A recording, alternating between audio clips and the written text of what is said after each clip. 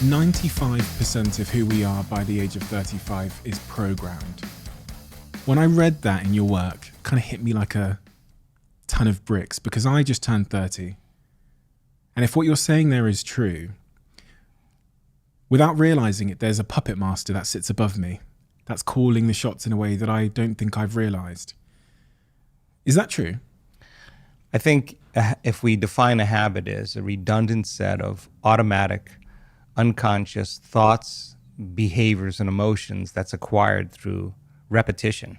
A habit is when you've done something so many times that your body now knows how to do it better than your conscious mind. Then it's programmed subconsciously. So then when the body knows how to do it better than the conscious mind, then for the most part, the greatest habit we have to break is the habit of being ourselves, right? So there's a principle in neuroscience that says that nerve cells that fire together wire together. If you keep thinking the same way, if you keep making the same choices, if you keep doing the same things, if you keep reproducing the same experiences and feeling the same emotions, your biology begins to become hardwired in a sense. It becomes programmed. So in order to change something, to arrive at a new vision of your future, if you wanted to arrive at a new goal or a new vision of your future, you'd have to change something about yourself in order to get there. And you'd have to change the way you think, the way you act, and the way you feel. When you begin to become conscious of those unconscious thoughts, so conscious that you don't let them slip by your awareness unnoticed or unchecked by you.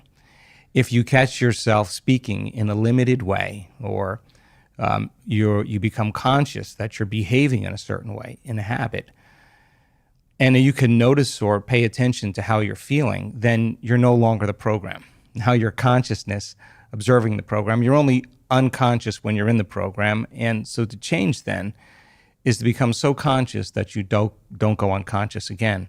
And in a sense, that is consciousness that is really the puppet master that really decides who we want to be.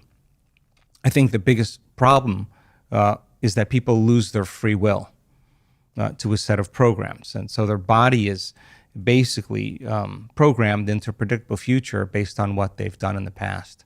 So to change that habituation takes an enormous amount of energy, an enormous amount of awareness.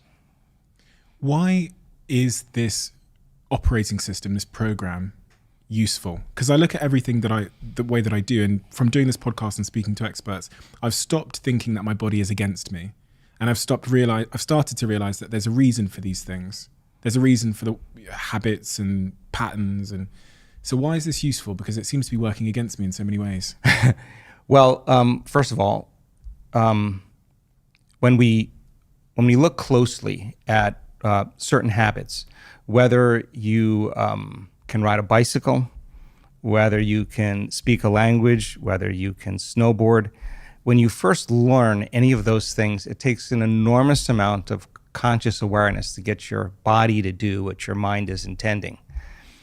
But if you keep doing it over and over again, then the body begins to economize it in some way. And so we have a lot of things that we can do automatically or unconsciously or subconsciously that allows us to multitask, to drive your car, to talk on the phone, to do several different things at the same time. So a habit isn't a bad thing. They can work for you or they can work against you. The problem is if you're, as an example, complaining and blaming and making excuses and feeling sorry for yourself and judging other people, and you practice that and you get really good at whatever you practice that enough times that you're unconscious to the fact that you're doing it.